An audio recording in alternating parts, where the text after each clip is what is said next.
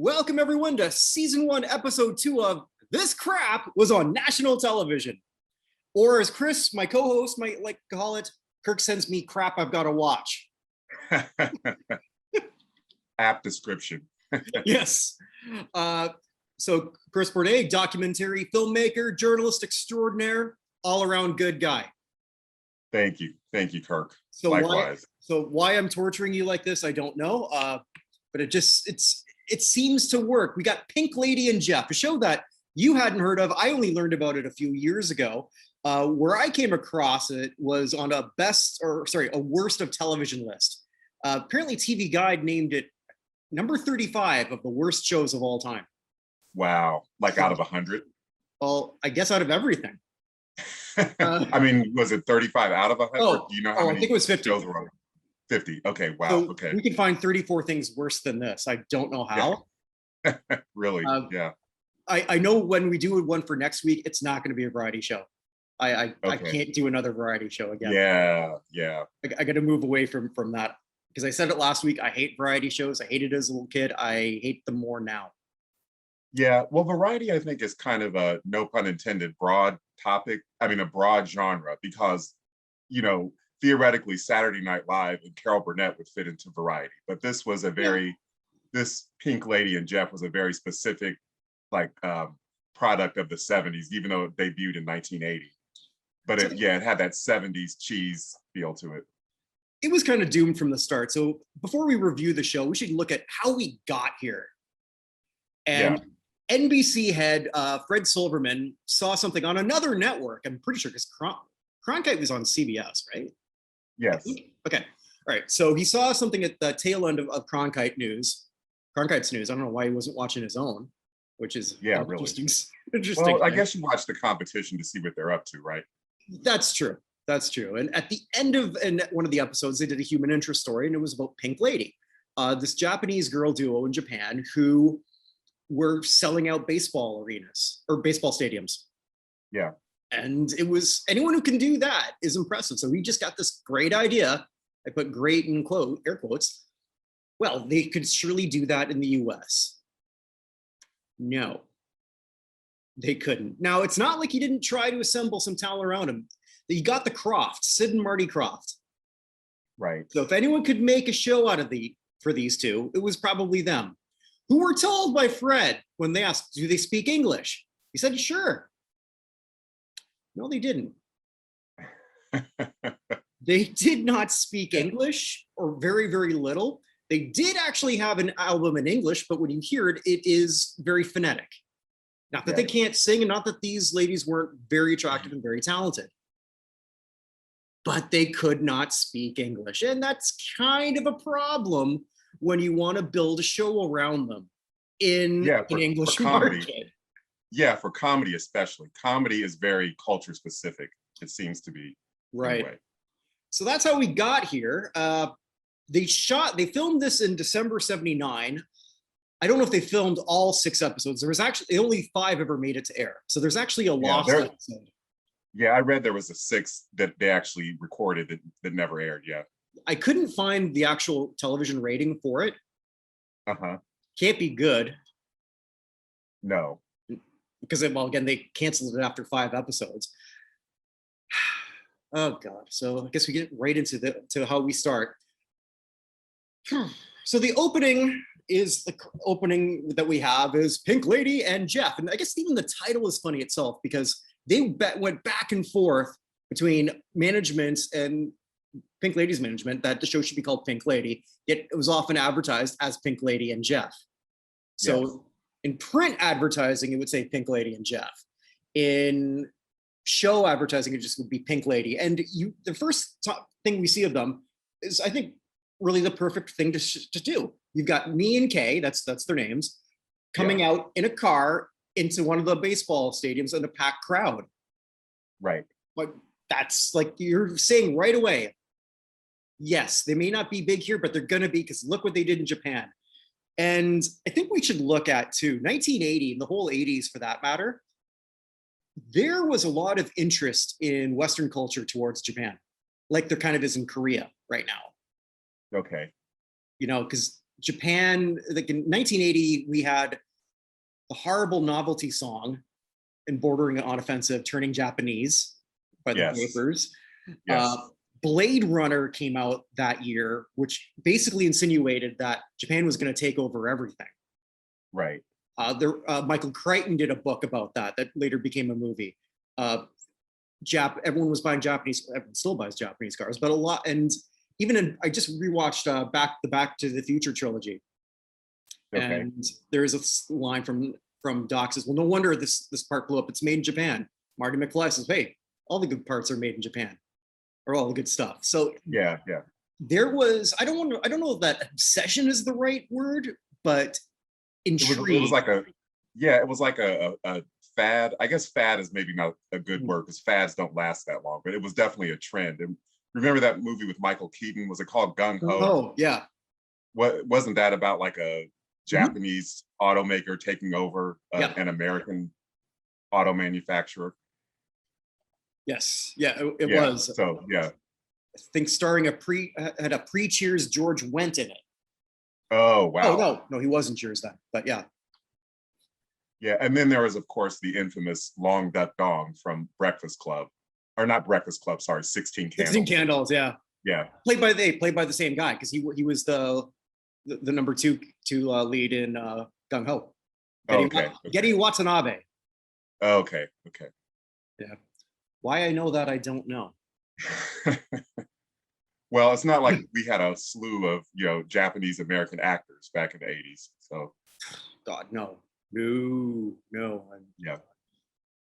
So I guess what I'm trying to say is if they were going to try to do this with any popular act in 1980 in the United States that was not American, or like from a non-English speaking country, I should specify, Sure. Japan makes the most sense on the surface.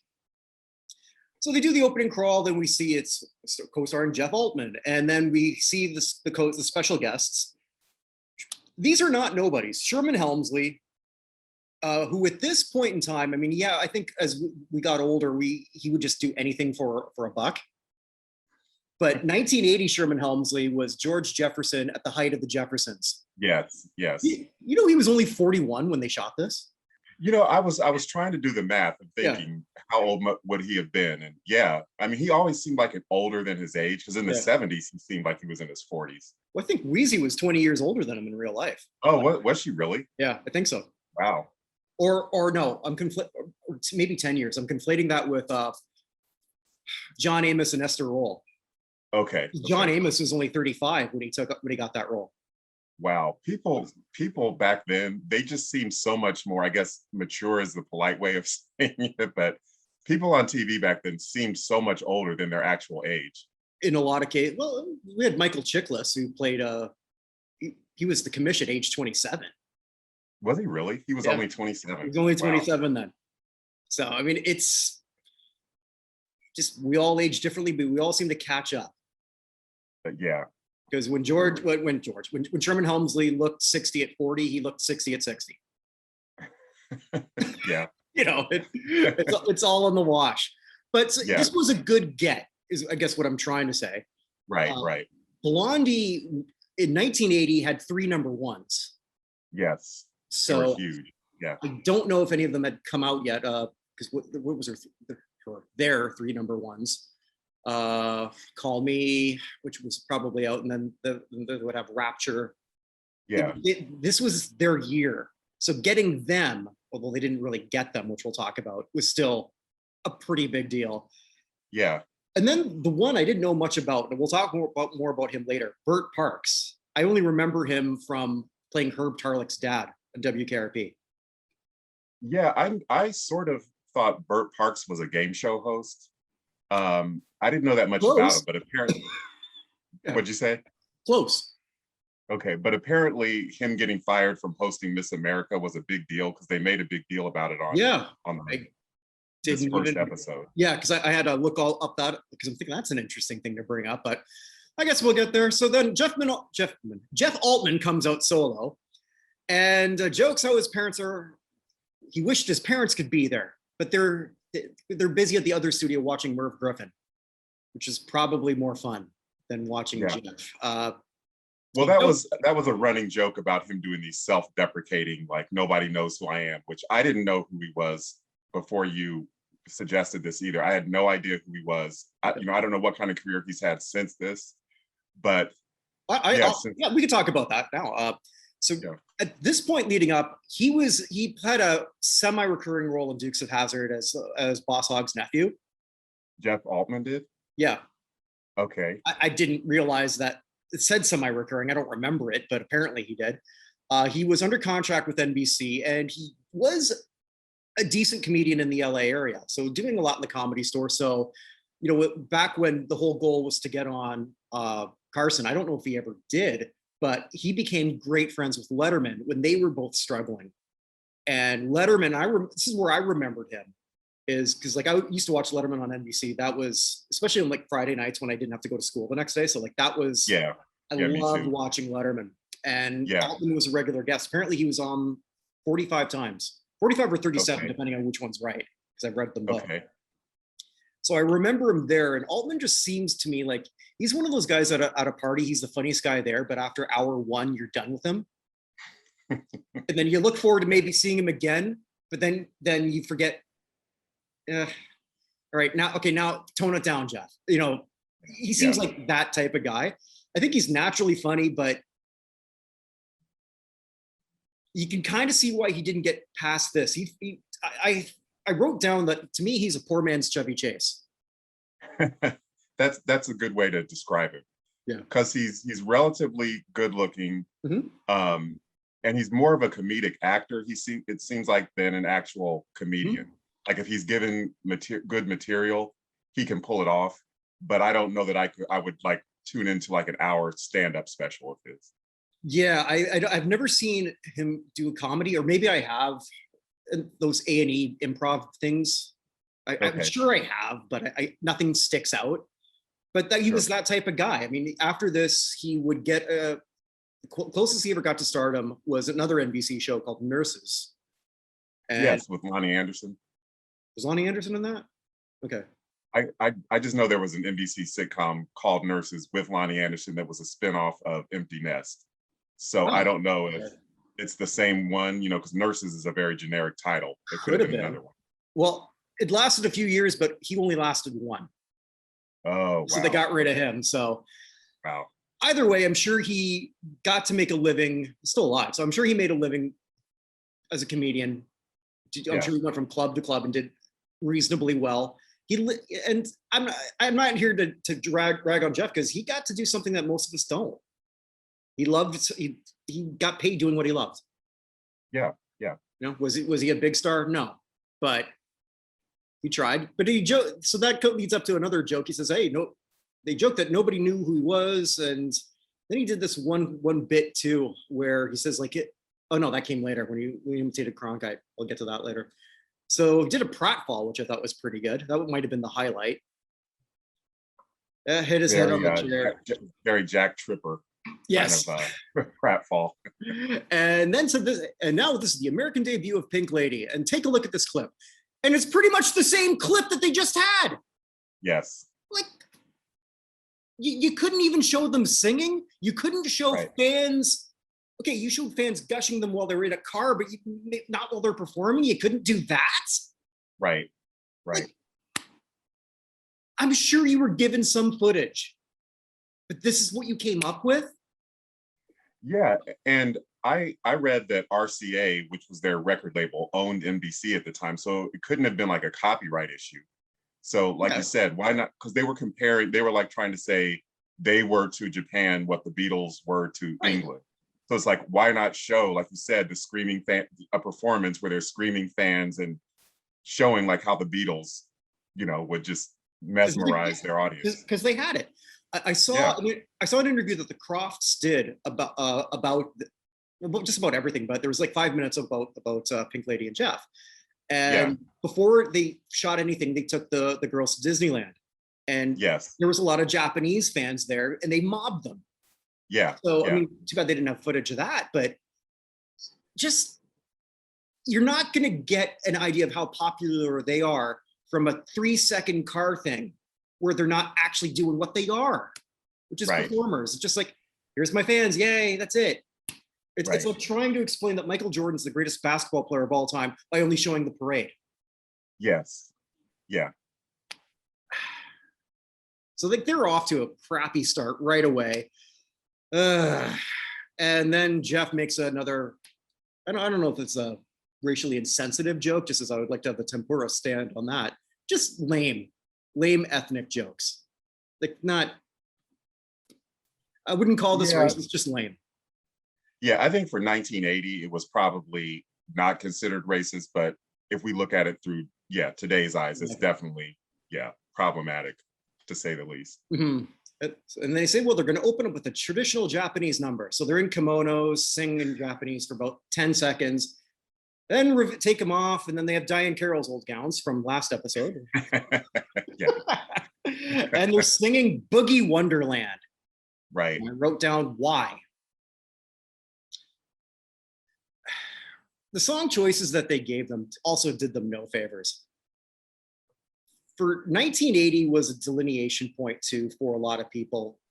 Disco was that music that everyone loved until they didn't love it anymore. And then it became cool to shit on disco.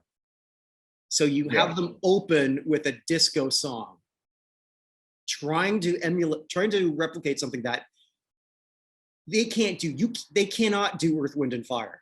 Not saying that they're bad. It's just there's a certain thing that they can do that Pink Lady can't. You did them no favors. Yeah. Yeah. And I kept wondering, like, how was this show released in 1980? Because all the pop culture history I have about disco is that by 79, disco was pretty much dead. Right. So it's just puzzling that they apparently recorded this at the end of 79. And even then, disco was on its way out. And like you said, it was cool to trash disco. So it's just kind of puzzling that they chose disco songs when obviously disco was really on its way, if not already dead, but certainly on its way out. Then they have their own chorus group, bunch of average looking white girls. That's what I wrote, just sort of came out and just trotted around and nothing was impressive. It felt like going to Atlantic City. Yeah, exactly. Yeah. And so then we finally get to talk to them. Jeff, that was traditional Japanese number. Me, you didn't like the song? Oh, I didn't know your noble ancestors had boogie fever. Yeah. Jeff then introduces both me and Kay. Is it pretty clear to you that me had better English than Kay? I didn't pick up on that, but it was clear that they learned just enough English to get through each episode and to phonetically sing each English song or English language song that they were given. I think me got more of the lines. Okay. Yeah. So Jeff introduces and says, "Oh, you speak English?" Me says, "Yes, I wanted to learn and study before." Jeff turns to Kay. "You speak English?" "Yes. Do you?" All right. And then she says, "It'll get better." So we've already also established too that they're trying to have one as the cute and agreeable one, and the other one as the sassy one, which also confused them from what I researched, because they were doing everything in unison, very much like with what we see now in Korean pop. Yes. Where everything, Japanese pop too, because they did that first, I think. But like everything is very contrived and defined. And I think maybe that's also too when we're watching this with 2021 eyes. I don't know too much about BTS, but what I have seen them, you see what they can do and then what me and Kay can do. Well, the evolution that's sort of taken place, it makes this look so low rent, even though they weren't for that time. Right. And I struggled a bit with that because I'm trying to think of the talent level, or the talent expectation, rather, I should say, of 1980 compared to 2021. Like, did you find a bit of that? Because I was trying to. Well, it's also hard to compare a duo and a group like what BTS has, like 7 members. So when you have like 7 guys all syncopated dancing, I mean, that's almost like the Rockettes. So trying to compare 2 people to a group of 7 is not a fair comparison to begin with. And then second of all, they're completely me and Kay are completely in a culture that they have no familiarity with. No, zero. And don't are not fluent in the language. So yeah, I don't really think it's like a fair comparison. But like you said, if we could have seen what they did back in Japan, some clips of that, then we would have maybe gotten a better gauge of what their talent level was. And that's on the producers. I mean, it didn't Yeah. have, you could have easily come up with 10 or 15 seconds of something. Yeah. And they didn't do it. I don't know how they decided not to put that in and put in some of the other crap we saw. Here's then the most offensive thing. Me talks about how handsome Jeff is, and Jeff says it's because of his round eyes. Yeah, that was Wow. lame as anything. Yeah. Holy crap. Yeah, that was pretty bad. That was. I kept watching Kay because every time she didn't have a line, she looked like she'd just rather be somewhere else. Yeah. And I think in one of his interviews, Jeff Altman said that he had more of a rapport with me. So maybe that was why me had all the lines, is because they got along better. It could be. Croft's actually like Kay the best. Oh, Apparently. okay. But I think me just had the better command of English. So I could be wrong, but it seemed that way to me. Then we have another cultural joke. They've introduced the bodyguard, a fat sumo guy. Right. Because we're that's just not stereotypical at all. No. But I mean, in 1980, that's what was going to happen. I mean, like you mentioned with a Long Duck Dong. Mm-hmm. You know? Yeah. And this precedes Long Duck Dong. Yeah. So Long Duck Dong hadn't even happened yet. And the Mickey Rourke character from Breakfast at Tiffany's was what, maybe 15 years ago? That was in the Mickey Rooney. 60s or 50s. Mickey Rooney, not Rooney. Mickey Rourke. Oh, did I say Mickey Rourke? Yeah, Mickey Rooney. Yeah. I'm just trying to picture now Mickey Rourke trying to get into character for that, because I think he probably thinks he could play that. Yeah. The ultimate method actor. Yeah. Well, you got to hand it to him. I mean, like, for the amount of damage he did to his own face on purpose. Oh, and he still managed to have a second career. Yeah. I mean, kudos to him. Yeah, you go and look at like the Pope of Greenwich Village, and it's just like, it's not even the same, doesn't even look like the same person. Or Diner or anything like that. Yeah. He was one of those guys that when a woman said, I've got a crush on him, and usually, most men's reaction is, but Mickey Rourke was that good looking that you could say, yeah, I get it. But stop looking at him. Right. Anyway, so they're behind it. So they use a green. So here's our first sketch. Me and Kay, I guess a green screen behind a boom box. And just, I don't know what the song was. It said, turn on the radio. Maybe it was made just for this. I'd never heard it before. Yeah, I honestly don't remember. Yeah. And it's just a way for them to do small little shticks. I wondered if they were inspired by Ronan Martin's Laugh-In. When they used to do that, was it the cocktail party, and then they would just sort of lead us different shticks. Just a quick little, not even a full sketch, just like a little sting. Yeah. And so Altman does, I mean, pretty much this is the Jeff Altman show when it comes right down to it. And he's showing what he can do, some well, some not. Does a preacher shtick, but he's not given good material. I mean, he shows that he can do it, but there's nothing funny coming out of his mouth, and that's probably not his fault. Right. They go back to the song, and then he plays a punch-drunk boxer, and then they repeat the same shtick, the same joke, because he's interviewed by this one woman. I looked up her name, and then she never did anything else, so I left my mind. She's in a trench coat, and then the joke is that his mom used to beat him up, and then so she says, "Oh, so you don't like women? Oh, I love women. Oh, and then I like boxers." She takes off the trench coat, and she's in a gown. Yeah. And so okay, but then then Jeff Altman's excited by this, and then not so much, because he takes the pig he was beating up, like the pig, like a la Rocky, not right. Yeah. Carcass or whatever you call it. To a salad bar. Okay. Yeah, and I couldn't figure out if his accent was obviously supposed to be a little bit of a takeoff on Stallone, but it also sounded like he was like trying to imitate like a black I boxer, and got that I too. did not appreciate that at all. I I mean, it got was that like, too. yeah, I it was was going to like he was ask you trying to that. do a combination of Stallone and like Leon Spinks or something, and I just, Well, yeah, you mentioned Leon later, so yeah, I think you're right, and it's there was definitely a black inflection. I was going to ask you if you sort of picked up on that. yeah. That was another problematic thing for me. Mhm. Then the girls sing again. Uh, then it goes to another thing of the girls singing as the Supremes, and again, don't do this to them. They can't do Diana Ross. Right, This is not right, what right, they're capable of. right. I mean, we saw some things that they could do later that I thought, but this is not good.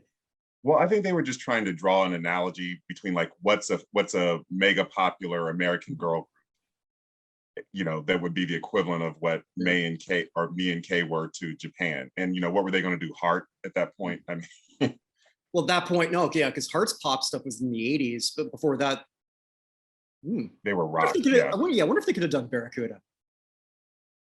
I can't. I That'd just be could not exciting. see Me and Kay doing Barracuda. It would.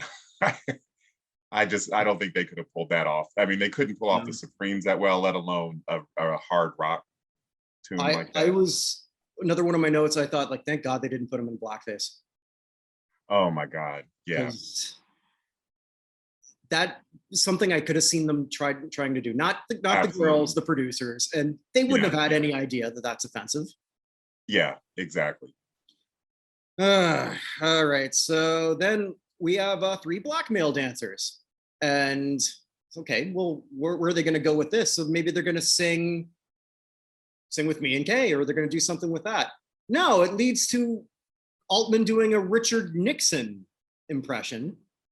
I'll give him credit. Actually, Altman can move. He was Yeah. dancing a bit with them. Again, it's bad material. As Nixon's not. We've seen so many people do Nixon. One line I did chuckle at. He's trying to say that it's like the Temptations with Richard Nixon, and it's all on tape because I put everything on tape. All right, that's good. That was the only good line. Yeah. Yeah. And Altman said that he worked some of his act into the show. So I think that he said that came from his act. I'm sure. Yeah, Yeah. yeah, that makes sense. Then we get back to Me and Kay asking where the stars are, and then Sherman Helmsley comes out, and that's where I wrote down only 41.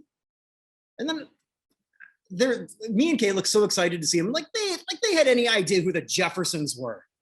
Right. Right. There's no way that show was shown in Japan. Not Yeah. a chance. Yeah. That wouldn't mean anything. That was actually one of my favorite shows as a kid. Mine too. Yeah.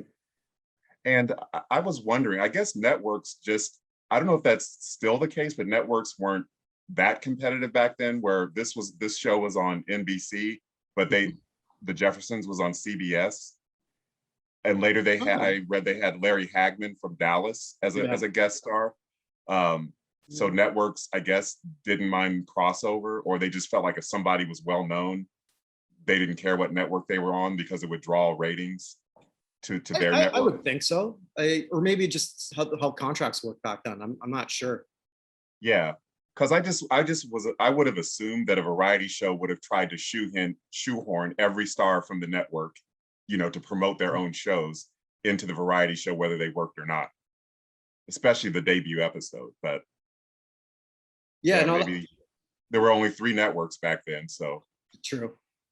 It's hard for people to imagine that. Now kids are asking what's a network. yeah. Right. And then so Sherman says, "You have any questions for me about America?" Me asks a question, the dumbest question that, well, maybe not the dumbest question, but it's up there. Is it true that they might draft women in the US military? Well, first off, the draft was over by then. Right. Second, that's the question you're going to ask? And why are you Right. asking Sherman Helmsley? He's an actor. How the hell does he know? Yeah. So he says, Yeah. sure, maybe in a USO show. So we get another skit. Imagine being in the crowd watching this. Yeah, that would have been cringy for sure. Like just all the cuts too. because you're Mhm. not getting through this in 30 minutes. Yeah. Like, I guess it's got to be like 2.5 hours of that. I found, before I go any further, I found an interview with somebody who's actually attended this. Oh, really? Yeah. So I don't know if he attended as part of the crowd or he got to go backstage with the crew. I think it was backstage with the crew, and the crew were actually making a lot of offensive jokes. About me and Kay, or Yeah. that's horrible. And so so basically when they would screw up lines because they'd have to do things over, they would say, Sure. one of them would say, well, that's why we won the war. Wow. Wow. Really stuff that just shows the mentality of some people towards other cultures, other than just saying, Yeah. well, don't you want this to succeed?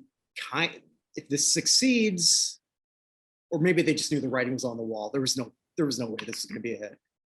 Yeah, and that just kind of shows why it didn't succeed, is because instead of trying to like organically capture what made me and Kay successful in Japan, it was just like a cash grab. Like, oh, if they're popular in Japan, they'll be popular here. So let's just throw them up on TV and put them with some random comedian and who just happens to have a deal with us and see what sticks to the wall and works. Yeah. So then we actually have a bunch of women at a bar. I guess they're trying to make the joke of, well, see, this is what it would be like if women are all in the military. Yeah, so it's women acting like men, basically. Basically, Jeff Altman comes out and he's playing Mr. Macho, and the women all are going nuts for him. I'll say this about Jeff. I mean, he might have known that this was bad, but at the end of that night, how does he not feel good about his looks? Yeah, yeah. This is the way they played this. They made him off like he's Tom Selleck. Putting it They in did contemporary throughout at least this episode, they made it seem like he's this hunk that women just can't get enough of, whether it was the reporter interviewing him as the boxer, or me and Kay, we can talk about that later, coaxing him into the hot tub. They made it seem like, yeah, like he was Tom Selleck, as you said. Well, I guess, if they only had a pool of just one white guy to choose from, then he is. I don't know what to say. And then, great use of Sherman Helmsley here. He comes out with those 3 black dancers before, and he's not singing, he's lip syncing the Bugle Right. Woogie Babe of Company. I think they even changed CB. Yeah. And they're all dressed like Angus Young from AC/DC. I couldn't figure it out. Well, I think they were trying to do like the male version of the Anderson sisters, like how the 40s had those like kind of doo-woppy groups. So okay. that was how boys dressed back then, with the little shorts and the knee socks. So that's what I think was a reference to. But I read that they paid Larry Hagman $100,000 to get him. I hope Sherman got the and same. gave him a TV movie deal too. Oh, Larry really? Hagman I said, missed that. Okay. Yeah, because Larry Hagman said, I'm not going to do this unless there's something else in it for me. Wonder what the TV movie was. I don't know. I Dream of Jeannie, the reunion. They did one. They did do one. Maybe that was it, and that was the contract fulfilled. But yeah, Sherman's getting his paycheck. Whatever they paid him, it wasn't enough. Yeah, for sure. Like, they're just terrible use of this great comedic actor. Yeah, well, underused, definitely. He was only in like a few sketches, right? Yeah. Now, then we get Burt Parks. So we talked about Burt Parks because Jeff's going to introduce Burt Parks, and the girls tell the truth. They say they don't know who he is. Jeff mentions that he was fired from Miss America. So I read into more of that. Apparently, Johnny Carson tried to get him reinstated, which was sort of interesting. Got a big petition to do it, but I guess whoever ran it, I don't know who ran Miss America. Can you believe that's still a thing? Yeah, I don't think it airs on broadcast TV anymore. I think it airs on like the country network, the whatever it is, TBN or whatever the country music network is. Well, Burt Parks, the network, whoever network it was, got rid of him basically. Oh, they did hear him dirty too, because he found out apparently when he was on vacation and heard it on the radio. Wow. So, like, it's a pretty awful thing to do. And they were citing that they wanted to go younger. And to the executive's credit, I think if I'm looking at Burt Parks singing here she is, Miss America. I'm getting creepy vibes myself, but it was tradition and people seemed to like it. And so that was the purpose of having the stunt double do the cartwheel when Burt Parks made his right, entrance, right? To yeah, show he's still young and virile. He can do a cartwheel even though he can't. It was a stunt double. well, Burt actually, I if anyone gets an A, it was Burt because I thought Yeah. Burt was showing off a lot of it, a lot of entertaining. He was the most likable person out of Yeah. all of these people. Like he's the guy I wish. I think a game we could play at the end is who do we want to have dinner with, and just Out of the cast. yeah. Granted, they're all a lot of them are dead, but you know, well, no, the Pink Lady's still alive. Jeff's still alive, I think, but Burt and Sherman are dead. But yeah. So he tells that story. Gets an age joke from Jeff. Then this leads up to another dumb sketch, the culture spot. So I guess this is where Altman's trying to put on a Jersey accent or a used car salesman thing. I don't really know quite what he's doing. Right. And the intro confused me because when they said, "How about our culture spot?" I think it was me that said that. I'm thinking, oh, they're going to do something in Japan. She said our culture spot, and then it turns out it's just like you said, some used car salesman trying to sell knockoff painting. Yeah, bad art. So like, I got a Venus de Milo only with arms. I got a Blue Boy, but it's red. And then it leads into another sketch within a sketch of him doing a Marlon Perkins ripoff. And then, ooh, he's got balls on this one. He says, we're going to look for John Belushi's career. Oh, yeah. Referencing 1941, an underappreciated film that was not exactly a bomb, but not great. And Belushi had the Blues Brothers come out later this year. And Jeff Altman just had his NBC deal. Maybe taking a shot at Belushi wasn't the smartest thing. Yeah. Like I don't think a comedian, you want to take a shot at a comedian after one misstep who's several rungs ahead of you. Well, I think with a variety show, you have to have some pop culture at that time, trendy stuff that you can make fun of. So that was the Burt Parks thing because he had just apparently been fired, or that was a recent thing. So yeah, that was sort of like you had to incorporate, pop culture inside jokes kind of stuff, or stuff that the audience would kind of, be familiar with. But like you said, it was not a cool thing to do. No, it's like really like that's the shot you're taking. But maybe I think that movie has sort of aged better in time. But all right, so then we get Blondie, who are clearly not there. Yes. It seemed to me like sort of like almost like an early music video because it wasn't a straightforward performance of them just standing on stage in front of an audience. They had like that shot of, because there's some kind of song about like a factory or whatever, and they had the shot of Blondie laying on a conveyor. Not Blondie, Deborah Harry laying on a conveyor belt. So yeah, it seemed like an early music video. Yeah, which I think they all were, because I know on episode 2, the Cheap Trick was doing Dream Police. Blondie did another one. So it was just, an early video that I guess they got the rights to show before MTV, before someone came up with the idea of MTV. So it was just like another promotional video. Like, okay, well, we'll give you the rights to it. We'll pay you X amount. I'm sure it was the deal that was made. And again, that's about as big a group as you're going to get in 1980. It wasn't a hit song. Actually, I looked this up. The song Shayla was never even released as a single. Really? So I thought that was sort of interesting for them to do a promotional video on something that they never actually released. But that was buried on this variety show that no one's going to watch. Well, yeah, it's pretty low on my questions that I had. We get another bad sketch. The girls are now thieves. And Altman's trying to do a Columbo accent. The gag is that he holds onto a rope and then takes a pratfall out a window. At this point, I stopped watching. I took a break. And I said to my wife, I gotta watch more of this later. I actually had her watch a bit of this because she's Indonesian. So she grew up in Indonesia, came to Canada when she was 24. No, when she was 18, I met her when she was 24. So she's seen a lot of this type of entertainment growing up. Okay. So Okay. I just wanted, and she wasn't familiar with them. So I want to say, like, do they seem talented to you? Because like I'm trying to take off my 2021 lens, and Yeah. she said it just looks like a lot of stuff I watched growing up because they got a lot of Chinese, Japanese, You're Korean, and their you're own. referring to the Pink Lady Yeah, act? yeah, Okay. not the comedy. I didn't make her watch that. Okay. I just had her watch a couple like a Pink Lady sing, Okay. and then she said, "Well, you can."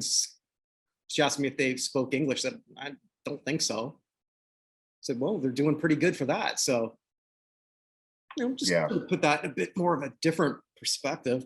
Altman's now comes out as Carson. Doesn't do a very good Carson. Yeah, he doesn't quite have the Johnny Carson cadence down. No. He has some of his little ticks and quirks, Hmm. but yeah, it doesn't really have the cadence. Bring out me and Kay, they do the same shtick, and they say they don't know who Carson is, which I'm sure they don't. And then they ask for Bill Cosby to come back. Oh my God. I guess he was a guest host at some point. Yeah. Me and Kay, you're lucky. That worked out well for you. That you Yeah. did not meet Bill Cosby and whatever drink he was going to pour you. To put things in perspective, I asked Chris if we wanted to do a Cosby Show episode. We said no Cosby. But here he is. Yeah. I didn't know that when I sent it to It's like we can't escape him. He's just, yeah, he's everywhere. I'm just going to do a segue. Especially on NBC. Yeah. I'll do one segue though before we get back. What's ruined for you Yeah. more, Fat Albert or The Cosby Show? You know, I didn't really grow up on Fat Albert. I saw bits and pieces of it when I was a kid. Okay. So it wasn't like, like ingrained in my childhood the way The Cosby Show was. So definitely The Cosby Show was definitely, I could not imagine Cliff doing those horrible things. And to make it so bad, Cliff wasn't he an obstetrician? So here's a woman's doctor. That should have told us right there. He could have said, well, I'm going to play a doctor. Which type? The pussy doctor. Yeah. I'm sure that's what he was thinking, or maybe not. For me, it's the opposite. Fat Albert was ruined the most because everything was always a moral lesson from Bill. Sure. And now you can't listen to Bill's morality. No. Well, I mean, that was also the thing of what kind of started the whole chain of events that led to him going to jail was his going around moralizing, criticizing what Black people name their children, pull your pants up and you're killing each other over a piece of pound cake. It's like he has all this moralizing. And then it was another Black comedian, Hannibal Buress, that said, you're going around lecturing Black America or you're going around raping people. Mm-hmm. So, I mean, that's what set off the chain of events of the cases that led. Yeah. Oh, sorry, go ahead. No, I was just going to say that's what started the chain of events that led him ultimately ending up in jail, now released. But well, he was never supportive of any Black comedian. Now that I think about it, he used to rag on Murphy. Yeah, definitely. Eddie Murphy talked about Bill's criticism of him, and then also of Richard Pryor. Yeah, a Pryor also too of Def Comedy Jam later when that came out. Right. So, like, did he want to have the market cornered as America's Black comedian, or? Well, I think he was into that respectability politics thing, but it's just such hypocrisy doesn't even begin to describe it. I mean, it's like if you're a serial rapist and you're preaching respectability politics, then that's no one's going to listen to you. Yeah. Well, moving on. So they show a commercial that the girl shot in Japan for a product that I have no idea what it was. Even Jeff Altman, as Carson said, I don't know what that was. I still don't know what it was. Do you? No, it looked like a maybe an early Walkman, like maybe some kind of portable radio, but I really couldn't get a sense. But they show a clip of that, but they won't show a clip of a performance of them in Japan. Like, again, like, what's the point? Okay, well, they're big enough to do a commercial in Japan. We'll so do a lot of unknown actors shilling stuff. Like, right. Is nothing. Right. You're doing nothing to show off what made these two special. Right. But at the end of this, we still don't know. Unless we actually go looking for some of their old concert footage, which I'll admit I didn't bother doing. This didn't inspire me to do it. And I probably won't. 24 hours in a day, I'm going to choose to do other things with my time, like talk about them. Right. Then they say they've got a comedian, and it's Sheki Nakamoto. And I said, wait a minute, I know this guy. Because I'm a MASH fanboy. Okay. And so like I've seen this guy. He was on MASH like 11 times because Wow. they kept recycling the same Asian actors. Playing different roles. Yeah, but always playing a different role or in a background thing.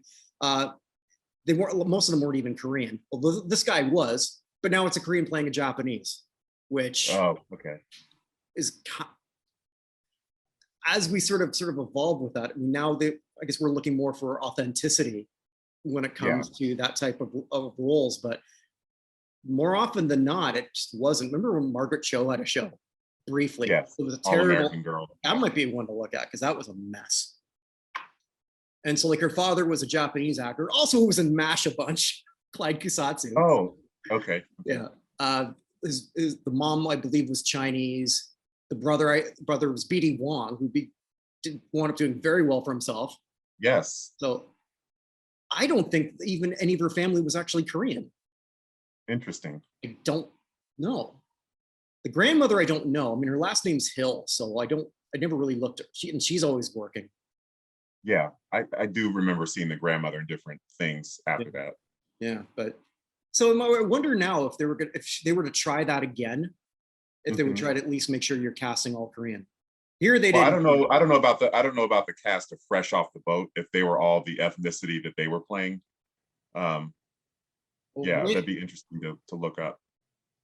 I'm gonna guess just with his last name, Randall Park isn't. Yeah, who knows? Because sometimes, people end up with last names for, can be any number of reasons, or they anglicized it for their career. Yeah, that could be true too. So who knows? I mean, either way, it's just like I know this guy. So I looked him up, give him a little bit of. He's still alive. Richard Lee Sung. He's 90 years old. So he tells a joke which would also explain why his Japanese didn't seem so good, because he's not. Okay. The girls laugh, and then he does a second joke, and nobody laughs, and then he just dances like a buffoon.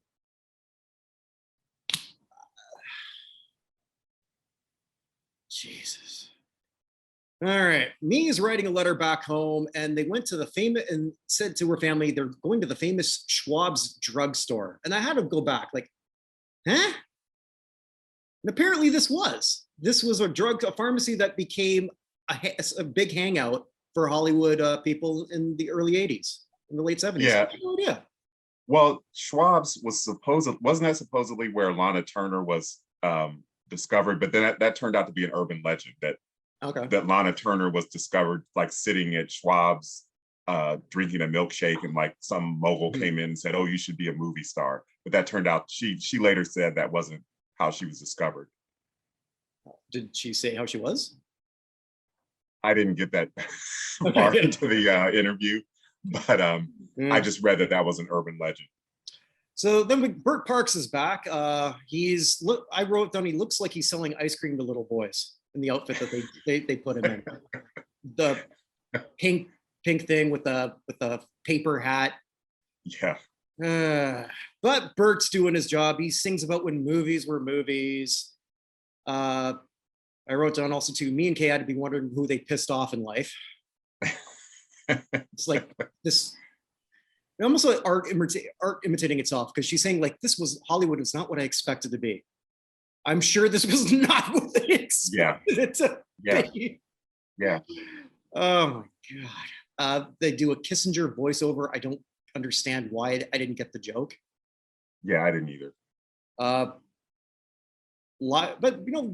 Bert was doing what Bert could do. He's not a great singer, but he doesn't have to be, because he's got that delivery where you believe everything he's trying to tell you. Yes. Sort of that like lounge singer kind of voice where they can't really sing, but it's just, like I said, it's more the delivery in their persona.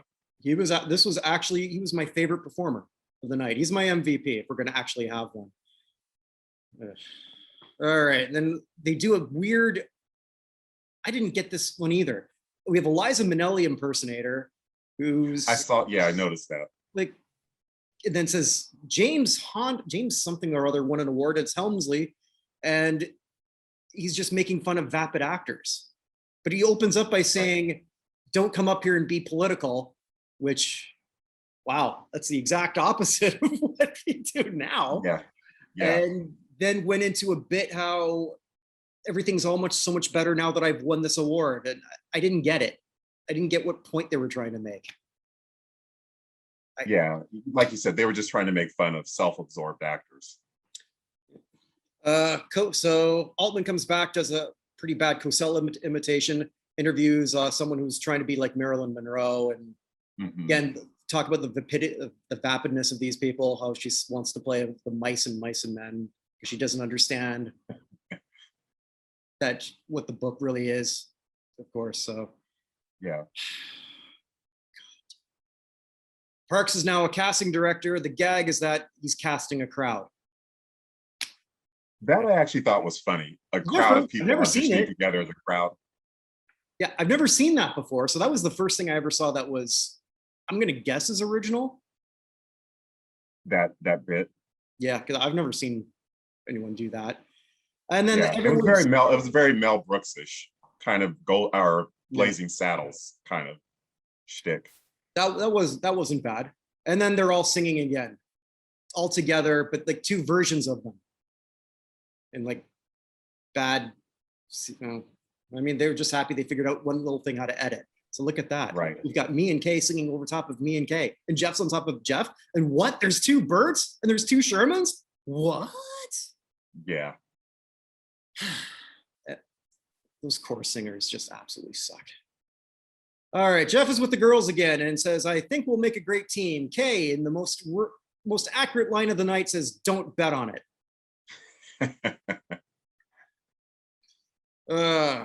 Pink Ladies say they've got a special treat, and this was creepy. They start singing "You've Got a Friend," more something that they can do, but they start singing to just Jeff, who doesn't know what to do with himself. I think at one point he was looking down Me's top. I'm pretty sure of it. Wow. I could be wrong, but he's just standing there like an idiot. I mean, I don't know what I would do either in that situation. Where these two girls who I don't know that well are singing to me, "You've got a friend," and well, you really don't. They're not friends. They walk away, then they come back, and then this was, I thought, their best number of the night, where they did "Don't Stop Believing," which wasn't so bad. Covering Fleetwood Mac, and then "Knock on Wood." Oh yeah, "Don't Stop Thinking About Tomorrow." Yeah. Oh, did I say "Don't Stop Believing"? Yeah. Yeah, I went Journey when I should have went Fleetwood. Sorry. Well, I went Mickey Rourke when I should have said Mickey Rooney earlier. So. I thought, even though they did "Knock on Wood," I thought better than "Boogie Wonderland." But it was still, again, you're discoing it up. Yes. Don't do this. Don't do this to these poor girls when you know, even you shot this in 79, you know this is not going to go well. It's not going to be received well. Also, too, I was looking up, this was on at 10 o'clock. Wow. So I assume it lost to Fantasy Island because that's what it was up against. But 10 o'clock on Friday night. So who's watching this? Yeah, because variety shows I thought were supposed to be aimed at kind of like a family audience. Right.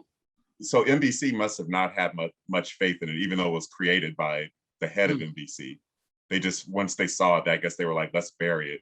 Because like that is also you bury that in a time slot. I don't think it would have done any better if it was on, let's say, 8 o'clock. Right. But at least the people who might have been interested in a family-friendly variety show would have watched it. Right. So again, they did them no favors, like right from the start. Altman thanks everybody. We know that the dancers are the peacock dancers, because of course they are, for NBC. Oh, me and Kay have got a new surprise, another Japanese custom, and this is where, Jesus. If this show wasn't bad and I don't want to say exploitive, but now it is. Yeah, for sure. It's the tradition of the hot tub, which, did it originate in Japan? I don't know. I know a lot of people were getting hot tubs in the 80s. I don't know. Yeah, did you see the interview with Altman where he said this was someone's idea of merging Eastern and Western culture? Because he said hot tubs were such a trend in the 80s in America, No, I didn't see and that. then hot tubs were either originated or popular in Japan at the time. So someone thought, oh, people from both cultures will understand this or be able to relate to this hot tub thing. So No, all it was it was for them to get into their skimpy bikinis. That's all this yeah, was, yes. and a chance to see them. Now, again, who is this for? Is it for the pervy adults who are watching this? Like, all right, well, I'm going to Right. tune in next week so I can just see this maybe for 10 seconds again. Yeah. Yeah. Nobody's that much of a perv, are they? Well, yeah, I'm sure they are, but And then also it goes back to them acting like Jeff Altman is like this hunk that these two very attractive women like have to coax into a hot tub. Oh no, I don't even remember the excuses he was giving for why he didn't want to get into the hot tub because he was oh, wearing a tux. wearing a tux. He says he can't swim, just like bad jokes. And then he really Yeah. gets into it when the two of them start taking off his clothes, which we never did finish because it goes into the end credits.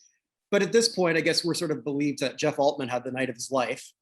Well, the bodyguard popped up, didn't he? I thought that's what happened. Is the bodyguard, the sumo wrestler, Oh, popped did up it? and threat. Yeah, I Yeah. don't know how to even have caught that. I think at that point I was like this watching because I was just like, why did they do this? Yeah, because in one of the interviews I saw with Altman, he said that he thought it would have been funny as a one-time thing to close I out did one see that. Yeah. episode, but he said it was a mistake to make it a running gag. He said Mhm. it wasn't that funny to begin with, but it could have been okay for one time. But they kept trying to, force it into at the end of every show. And I wonder what their perception of it was. I don't Was it know. just like, Just trying to find it. yeah, did they, I wonder if they felt objectified or they just thought, okay, I don't this know. is That's what a we're being asked to do, so we'll do it. that's a pretty good question. I don't know what they thought of it. I'm sure they thought this was not what they signed up for. I mean, if you're going to do they probably didn't know what a variety show was. Well, maybe they did. They might have known what a variety show was, but if I would think that if someone were to hire up, if I'm putting myself in their shoes, okay, you're going to hire me to be the center point of something. Well, what do I do well? Yeah, Well, I sing songs. I sing a lot of them in Japanese. I can do contemporary stuff, but it's not my strength. So not only that, they didn't even get to do their own songs. Maybe try it. I mean, if you're already saying to the people, well, no, you got to do something in English. Well, you hire two people who don't speak English. yeah, So try something. yeah. Altman said in one of his interviews that he thought it was a lost opportunity that they Mm. didn't get to sing in their own language because he said they had a difficult time, obviously, learning the American songs phonetically, and he said they were much better in their own when they did their own material, but the network didn't want to take the chance that might turn off the audience. But why even have them on a show? Well, exactly. I mean, I get Yeah, that thinking, but then why put yourself in that position in the first place? yeah, You don't yeah, think that if you don't want them to be too Japanese, then don't get Japanese. yeah, Like, I don't know how else to sort of point this out. I wonder if this was just like Fred's idea, and he just sort of said, "Okay, I want them on TV," and then he just left and washed his hands of it and just said, "You can yeah, do what you want," because I don't think he did much of anything. yeah. I think that was the whim of the head guy at the network, and Yeah. no one was in a position to tell him no. Mhm. And it was like they just kind of slapped it together and threw it on the air. Because you would have think if RCA, thinking this is going to launch this group, that's so huge in Japan, this is going to launch them in America, that RCA would have been smarter about it. Like, hey, let's have them go on tour, open for someone huge, and then maybe the following season do this as like a summer replacement. Don't try to, because I think this was in the spring of '80, Yeah, it like was as a in like a March, so I don't know what it was yeah, so it's like, like why not put it on this in the summer where there's a reruns on anyway, and then maybe people have a chance of discovering it. So it just doesn't make sense that RCA wasn't smarter about trying to launch Pink Lady in America. well, Like, they set him up to fail, yeah, they truly did. which but this was a failure. This is going to be a failure anyway. But all the things they could have done, they Yeah, didn't do, or at yeah, least they didn't try. I mean, maybe it's like I'll use a Jordan analogy. It's like, you're going to go up 1-on-1 against Jordan. Maybe but you're not even trying to get a bucket. Yeah. Like you're going to lose, but at least try to get a shot off. They didn't even do that. Right. This was a mess in every way sense of the word.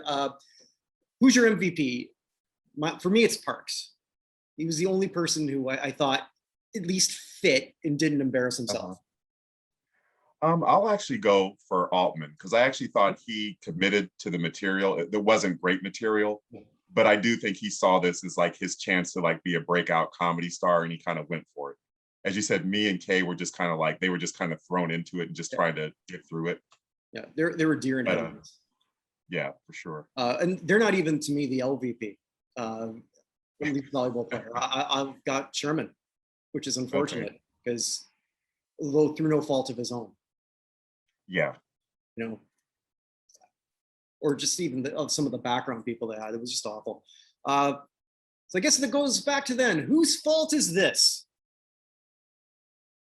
Yeah, Fred Silverman. I mean, Fred Silverman thought for him, it was just a cash grab. He thought, okay, this group that's huge in Japan, it will just automatically translate to America because fans are fans.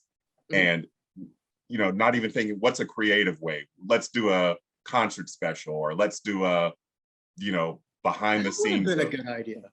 Yeah, behind the scenes of what makes this group a phenomenon. They could have done that, put that in an early time. That would have been a really good idea. Like just introduce them that way, see if it sells. Yeah. One-off, and you didn't commit that much money to it. Yeah. That would have been a good idea. Yeah, and just have Altman be like the host, and like an award show host. Well, they don't even have to put Altman in there. They could just sort of like do like a 30-minute concert thing, just see how that goes and see what the reaction is. Right. And then you're not taking them out, because what happened to them? They broke up a year after.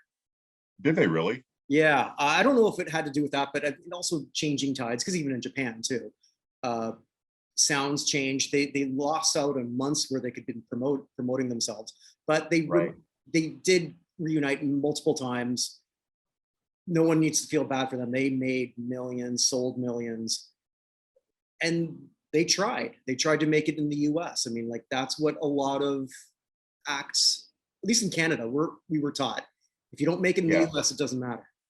It's not so much happening now, but it was certainly that way then. And then there's definitely that language bias in the United States of, if something is in another language, it has, I mean, first of all, it's just hard for anything to break through anyway, especially if it's like not well-known people. But then you add a language barrier. People in the United States just still have that language bias. If it's not in English, it's just hard to break through, unfortunately. I mean, how many, I can't name any, in the past 40 years, I can maybe name 99 Luft Balloons and Macarena as a couple of songs that were in another language that, made the top 10 in America. But those are also flukes. Yeah. And kind of, Macarena is definitely a novelty song. Neither of them necessarily thought that they were looking for American stardom, I don't think. Right. Right. But like now, what was it, 2 years ago, I've got to see this movie, so I haven't. Parasite won Best Picture. Yeah. So, thinking has certainly changed, but in 1980, the US wasn't ready for this. No. They just weren't. And if they were going to try, they didn't even make the effort or didn't know how. Right. It's like Silverman came up with this idea, said, okay, go for it. And then Silverman never checked on his baby. Yeah. That's what I think happened. That's what I honestly think happened. The Crofts didn't want to do it. Me and Kay, I'm sure once they realized they weren't really allowed to sing much of their own stuff. Yeah. Like, you got to be thinking, what the hell are we doing here? Right. And it's a shame because rather than it being like a true attempt at diversity, like I said, it was just a cash grab, thinking that you're going to have the equivalent of the Japanese Beatles that are going to make your network a ton of money. And if you're going to have the Japanese Beatles, maybe get something that sounds comparable to the Japanese Beatles. This wasn't it. They just were not going to be successful in the US in 1980. Yeah. Even maybe 1990 or even 2000. I don't know. Could it work now? No, because it not as a variety show. Yeah, I can't see someone just taking BTS and just putting them in a show and just throwing it up on a network and thinking But because they're BTS, it's you know, people are going to flock to it. but their fans would, because they know who they are. Because they True. Yeah. like you're on Twitter. That's how we met. Like I was on Twitter when we first started interacting. So like how many Yeah. times do you log in on Twitter and you see things that are trending and it's like, what the hell is this? And it's all Yeah. about K-pop. Yeah. Like, Yeah. I don't. So those, I've got to believe that if let's say NBC tried that today with BTS, Yeah. would they get a good rating? A lot better than what Pink Lady did, Right. because they've already got a fan base established. I mean, the horse is Well, already in front of the cart at this point. right. So, But you look at something like In the Heights. In the Heights was already a Tony Award winning musical, and it was you know, it? I didn't even basically know that. yeah, it didn't open well, and it didn't get much viewership on HBO Max from what I read anyway. Mm. So even something that has a built-in audience in the age of social media where we can, you know, fans ourselves can make things trend if enough of us are excited about it. Even that didn't do well. Well, I know this. Next time we do this, it ain't a variety show.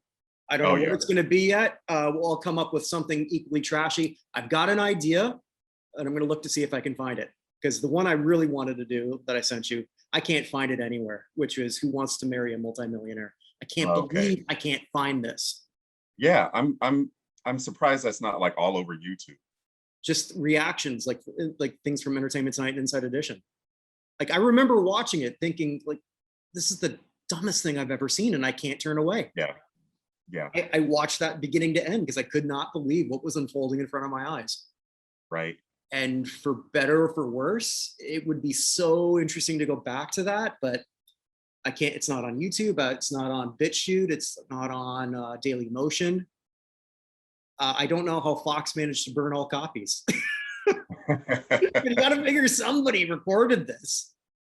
Yeah, maybe the only way to see it is sometimes libraries have DVDs of shows. I don't even know if they brought that out on DVD. Well, you know what? It'll eventually somebody will upload it, and when they do, we'll be covering it. Until Yeah. next time, everyone, stay safe, everybody. And Chris, before we go, if you can just let everyone know how they can watch your movie. Yeah, so the documentary I made, Lady Wrestler: The Amazing Untold Story of African American Women in the Ring, is on Amazon Prime Video. Okay. And great watching. You don't even have to be a wrestling fan to really get into it. Cool. Thank you. All right. Thanks.